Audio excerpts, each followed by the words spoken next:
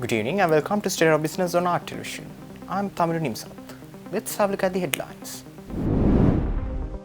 IMF calls for more efficient social spending to aid poor. Colombo Port profits exceed the target. News in detail.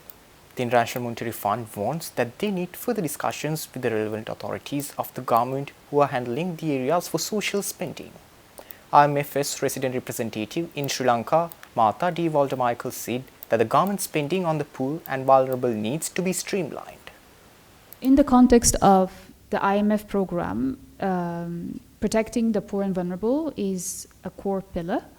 And in practice, what this means is that the program includes what we call a floor on social spending. This means that the government needs to spend the minimum amount to protect the poor and vulnerable, and this is a target that we assess on a quarterly basis, whether it is met or not. So at the time of the fourth review, we assessed that the end March 2025 target was met by the authorities. They implemented a number of measures. They implemented a number of steps early 2025 to be able to reach that target. These steps include, for instance, increasing the amounts of cash payments to selected categories in the Aswesuma welfare scheme. They also extended the benefit payment period for some of those schemes. They disbursed school stationery allowances. So all of these are positive and encouraging measures. But beyond looking at this specific target on how much the government is spending on social safety nets, we also hold discussions with the authorities on the reforms they're implementing or they're envisaging to implement in order to strengthen the coverage, the targeting, and the adequacy of social spending.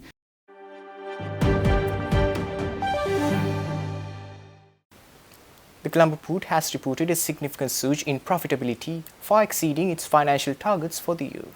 The latest earnings figures were released by the Minister of Transport, Highways, Ports and Civil Aviation in Colombo yesterday. The port recorded a net profit of 32.2 billion rupees after tax for the first 8 months of 2025, a massive 71% increase compared to the 18.9 billion rupees earned in the same period last year. This performance smashed the port's profit target of around 21 billion rupees by an impressive 11 billion rupees. The Sri Lanka Ports Authority attributes this exceptional growth to several key factors, including a 6% increase in container handling, the renewal of terminal service agreements, enhanced capacity, and effective cost management. Major infrastructure projects such as completed Eastern Terminal and Jaya Container Terminal are also credited for contributing to this performance and are expected to drive further capacity expansion. The Port Authority has stated that these profits will be reinvested into strategic plans to solidify the Colombo Port's position as a leading regional transshipment hub.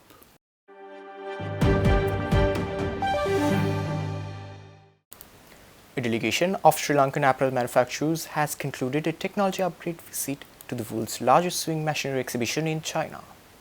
The exposure visit was organized by the Export Development Board recently. The delegation, comprising 8 leading apparel companies, participated in the China International Sewing Machinery and Accessories Show 2025 in Shanghai, which showcased smart and sustainable solutions for the textile industry. The event focused on innovations in pre-sewing, sewing, and post-sewing equipment, including multi-layer intelligent cutting systems and automated sewing machines. Beyond the exhibition, the Sri Lankan delegation visited one of China's largest apparel manufacturers, the Hodo Group, to observe their latest automation technologies in action. They also toured the fabric market in Shaoxing City to understand supply chain dynamics. The Export Development Board stated that this exposure visit aims to enhance the competitiveness of Sri Lanka's apparel industry in the international market by encouraging innovation, efficiency, and modernization in production processes through the adoption of cutting-edge technologies.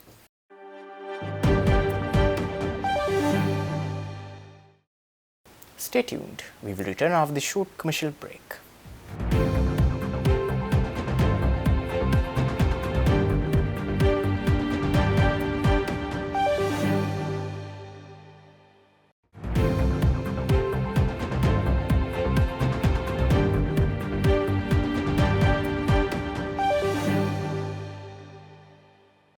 Welcome back after the break. Sri Lanka's leading baby care brand has introduced a groundbreaking artificial intelligence service to assist parents nationwide.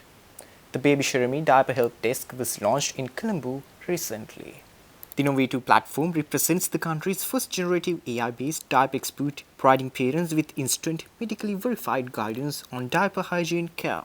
The service breaks language barriers by offering personalized support in Sinhala, Tamil, and English, making expert advice accessible to all communities across the island. According to HEMA's Consumer Cluster Manager Director Sabrina Sufali, this initiative goes beyond products to provide meaningful support to parents, empowering Sri Lankan families with reliable, expert-backed guidance. The help desk operates 24/7 through WhatsApp, allowing parents to scan a QR code on diaper packs or save a dedicated number for immediate access to validated information reviewed by medical experts from Aibo Health. Baby Sharami is the flagship brand of Hema's, and we know that it has been there for over 60 years.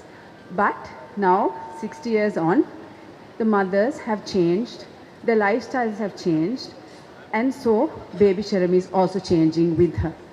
And what we are doing is we are working very closely with her and seeing how to make her life better.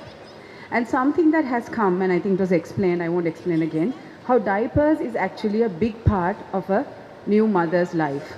And the information she needs, she can't really get it from her previous generation. So that's how closely we worked with her, and we actually designed this solution to provide her with instant solutions for all the problems she has.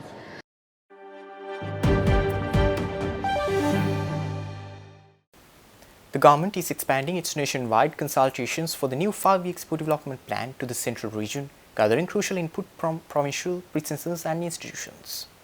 A major regional workshop involving multiple provinces was held by the Export Development Board in Kandy recently. The workshop brought together representatives from chambers of commerce, export organizations, and government institutions across multiple provinces, including the central, northwestern, southern, and northern provinces. Participants from institutions such as the University of Peradeniya, various district chambers, and export companies contributed their insights to shape the National Export Development Plan for 2025 to 2029. The initiative, a collaboration between the Export Development Board and the Asian Development Bank, aims to strengthen Sri Lanka's export competitiveness and drive sustainable economic growth.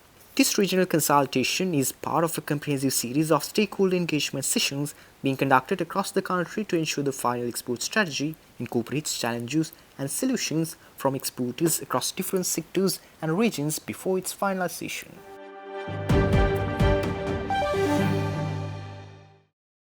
The Colombo International Book Fair 2025, which ran for 10 consecutive days at the Bandaranaike Memorial International Conference Hall in Colombo, ended this Monday with a success note. The organizers to the book fair, Sri Lanka Book Publishers Association, has said that the event will see a steady increase in visitors this year. The Colombo International Book Fair commenced on the 27th of September, concluded on the 6th of October. The organizers say it was a huge success despite the prevalent rainy weather during the season. The book fair was hosted by over 500 stalls, including around 50 international book publishers.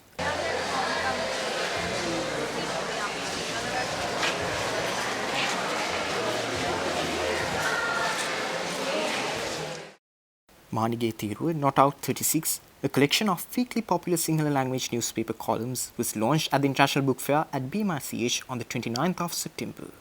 The popular column, written in a satirical language by veteran journalist Sundar Nihatmani Damel, first appeared in Sinhala Weekender Sunday Divina in 1989 and has been continually appearing for the past 36 years, shifting to Sunday Lakbima and Sunday Aruna in later years. Former chairman of the Election Commission Mahinda Deshapriya and Professor Nirmal Ranjit Devsiri addressed the gathering at the book launch.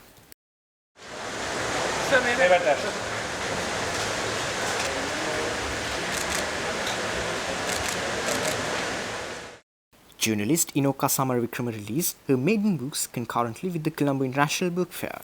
Inoka is attached to the Sinhala Weekender Silumina newspaper and experienced more than 2 decades. She has compiled a collection of short stories titling as Katrolu Valor and another named as Giyaka Arma, revealed the inception stories about some selected Sinhala songs. The event, which was held at the auditorium of the Department of National Archives, was attended by a lot, and lectures on the books were delivered by veteran journalists Tilakaratna Kuruvita Bandara and several others.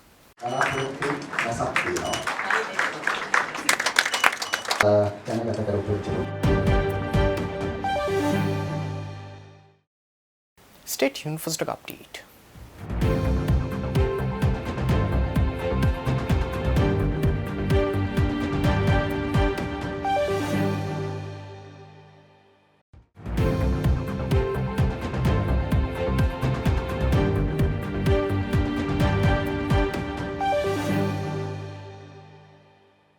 Trading at Colombo Stock Exchange ended on positive notes today.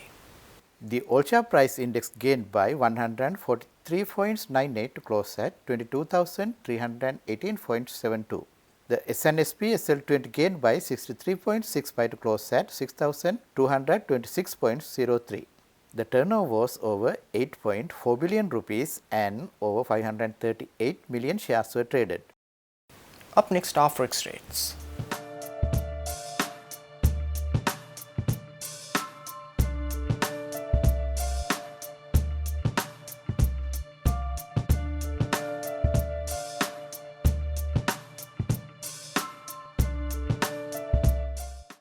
That's all our news for today. For this and more, subscribe to our channel on YouTube and follow us on Facebook. Take care and good night.